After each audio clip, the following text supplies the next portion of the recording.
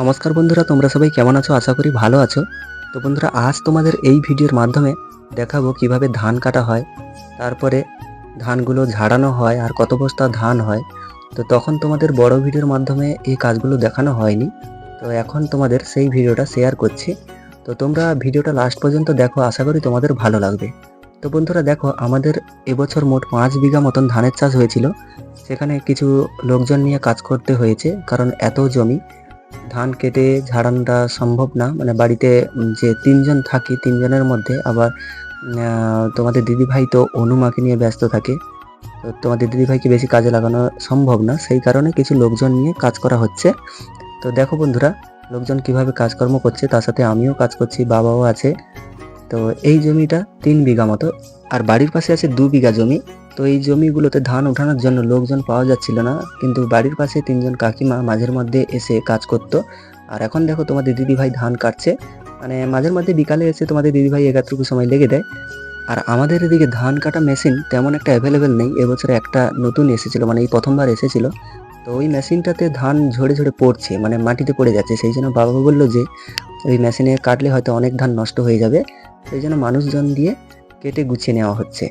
আর এই ভিডিওটা এখন তোমাদের সাথে শেয়ার করছি তার একটাই কারণ, ওই সময়টাতে এত কাজের চাপ, তখন এই বড় ভিডিও এডিটিং করে আপলোড করা সম্ভব হয়নি। তো আমি ভাবলাম যে তোমাদের সাথে এখন এই ভিডিওটা শেয়ার করি, তাহলে তোমরা সব কিছু বুঝতে পারবে তখন কতটা কাজের চাপের মধ্যে ছিলাম সবাই। তো দেখো বন্ধুরা, ধানটা মানে বেশ কিছুটা কাটা হয়ে এসেছে। আর ওই যে 3 জন কাকিমা ছিল এই মাঠে, মানে 3 বিঘা যে জমি চাষ হয়েছে এখানেও কাটতে এসেছে। এইটা একটু বড় জায়গা, আর এই যে জায়গাটা এটা লোকেদের জায়গা, মানে এটা আমাদের বাড়ির জায়গা না, কিন্তু এটা লোকেদের জায়গা। টাকা দিয়ে ওই জায়গাটা নেওয়া হয়েছিল, মানে ধান চাষ হয়ে গেলে, ধান উঠে গেলে তারপরে আবার যাদের জমি নেওয়া হয়েছে তাদের জমি ফেরত হয়ে যাবে। তো দেখো লোকজন কিভাবে কাজকর্ম করছে, কত দ্রুততার সাথে। আর সব কিছু মানুষজন হাতে করছে। অনেকটা জমি কাটা হয়ে গেছে, আর অল্প কিছু জমি বাকি আছে। আর এই ধানটা কাটা হয়ে গেলে তারপরে ধান একটু শুকবে, একদিন মতো শুকবে, তারপরে উঠানো শুরু হয়ে যাবে। 1-2 দিন মতন পর দেখো বন্ধুরা, ধানগুলো সব শুকিয়ে গেছে, আর আমরা পুরো জমিটা বেঁধে নিয়েছি, মানে বিচলি খড় যেটা বেঁধে নিয়েছি। আর এখন বোঝা দেওয়া হচ্ছে জমির এক সাইডের দিকে। এই ধান বোঝাগুলো মানে একটা গাদা মতন করে নেওয়া হবে, কারণ সামনে মেঘলা মতন হয়ে এসেছে, বৃষ্টি আসতে পারে, সেই কারণে এতগুলো ধান গুছাতেও সময় লাগছে। তো যা ধান গুছানো হচ্ছে সব এক জায়গায় গাদা দিয়ে দেওয়া হচ্ছে। আর একজন জেঠু এসেছিল, মোট 3 জন আজকে ধান বেঁধে উঠাচ্ছি, আমি, বাবা, আর তার সাথে বাড়ির পাশে একজন জেঠু। তো দেখো, 2 জন আমরা বোঝা দিয়ে দিচ্ছি, আর বাবা বইছে আর গাদা দিচ্ছে। আর আজকের ধান বোয়ার কাজটা শুরু হয়েছে, তো সেই কারণে প্রায় 2 বিঘা জমি মতো আজকে হয়তো উঠানো যেতে পারে। তারপরে আজ যা বাদ বাকি আছে কাল হবে, পরশু হবে। তো দেখো বন্ধুরা, ধান উঠানোর কাজ পুরো কমপ্লিট হয়ে গেছে, এখন ধান ঝাড়াতে চলে আসলাম। তো আগে বাড়ির পাশে ধানটা ঝাড়িয়ে নেওয়া হচ্ছে, মানে এটা সেই 3 বিঘা জমি না, এটা 2 বিঘা জমি, মানে যেটা আমাদের নিজের জমি। তো এই ধানটা ঝাড়ানো প্রায় শেষও হয়ে এসেছে। আর এখানে যে ধান ঝাড়ানো হচ্ছে, আমি আর বাবা ঝাড়াচ্ছি 2 জন, আর লোকজন নেওয়া হয়নি। তার একটাই কারণ, অনেকগুলো টাকা খরচ করে মানুষজন লাগিয়ে ধান কেটে ওঠানো হয়েছে, তারপরে যদি আবার ধান ঝাড়ানোর কাজেও যদি লোকজন নেওয়া হয় তাহলে কিন্তু লাভ খুবই কম থাকবে। সেই জন্য আমি আর বাবা মানে ঘরে ঘরে কাজটা করে নিচ্ছি।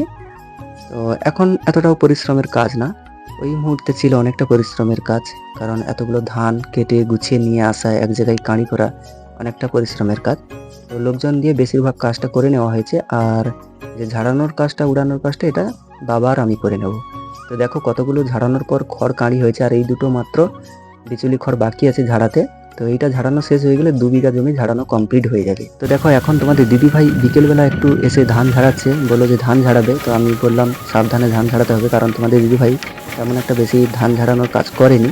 তো এগার সময় একটু একটু ঝাড়ায় এসে, তো সেরকম ভালো শেখা হয়নি, কারণ মেশিনে যদি ধানটা জুড়ে যায় তাহলে কিন্তু সামনের দিকে টেনে নেবে। তো সেই কারণে খুব সাবধানে ঝাড়াতে বলছিলাম। বন্ধুরা, আগের দিন 2 বিঘা জমি ঝাড়ানোর কাজ কমপ্লিট হয়ে গেছে, আর এখন এসেছি সেই 3 বিঘা জমিনের খড়টা ঝাড়াতে। তো দেখো এখানে মেশিন সব রেডি হয়ে গেছে, আর বাবা মেশিনে একটু কি করছে, সমস্যা হয়ে গেছিল।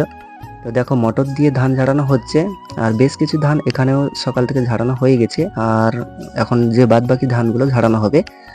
তো এখন খাওয়ার টাইম, সেই জন্য সবাই মানে হাত পা ধুয়ে রেডি হয়ে যাচ্ছে খাওয়ার জন্য। তোমাদের দিদিভাই ভাত নিয়ে চলে এসেছে বাড়ি থেকে। তো দেখো এখন জেঠু খেতে বসেছে আর বাবা বাড়িতে গিয়ে মাছ ধরছে। বাবার আসতে হয়তো একটু দেরি হবে।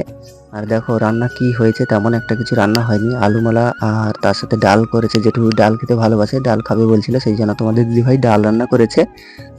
তোমাদের দিদিভাই এখানে খেয়ে নেবে, কারণ এখানে খেয়ে সব কিছু গুছিয়ে নিয়ে চলে যাবে বাড়িতে, তারপরে বাড়ি থেকে রান্না বান্না করবে। তো দেখো বন্ধুরা, এইরকম 2-3 দিন মতন ধানটা ঝাড়ানোর পর ধান ঝাড়ানোর কাজ প্রায় কমপ্লিট হয়ে এসেছে, কারণ 3 বিঘা জমিনের ধান এত তাড়াতাড়ি তো ঝাড়ানো সম্ভব না। তো ধান অনেক কাঁড়িও হয়েছে আর কিছু ধান বস্তায় প্যাকিং করে নিতে হবে। তো দেখো বন্ধুরা, 2-3 দিন পর ধান ঝাড়ানোর কাজ প্রায় কমপ্লিট হয়ে এসেছে। ধানগুলো বস্তায় ভরে নেওয়া হয়েছে আর নিচে যে ধানগুলো ছিল ওগুলো একটু ভেজা ভেজা মতন, ওই জন্য মিলিয়ে রাখা হয়েছে। আর দেখো কত বস্তা ধান এখানে হয়েছে। টোটাল আমাদের যে ধানটা হয়েছে 2 বিঘা জমি আর এখানে 3 বিঘা জমি, টোটাল ওই 50 বস্তা মতন ধান হয়েছে। ধানটা একটু খারাপ হয়েছে, পোকা লেগে গেছিল, সেই কারণে ওষুধপত্র ঠিক মতন লাস্টে দেওয়া যায়নি, ধান গাছ বড় হয়ে গেছিল। তো দেখো এই ধানগুলো এখন বস্তার যে মুখটা আছে, মুখ বেঁধে বাড়ির দিকে নিয়ে যাওয়া হবে। বাবার জেঠু ধানগুলো বইছে একটা একটা বস্তা করে, দুজন বইলে একটু তাড়াতাড়ি হয়ে যাবে। একবারে 2 বস্তা করে ধান চলে যাবে, কারণ এতগুলো বস্তা বয়ে নিয়ে যেতে যেতে সন্ধ্যা হয়ে যাবে। তো বন্ধুরা, আজ তোমাদের দেখালাম একটা ভিডিওর মাধ্যমে যে ধানটা কিভাবে কাটা হয়, তারপরে ঝাড়ানো, ধান কত বস্তা হয়েছে। তো তোমাদের ভিডিওটা কেমন লাগলো কমেন্ট করে জানিও, ভালো লাগলে লাইক সাবস্ক্রাইব করে পাশে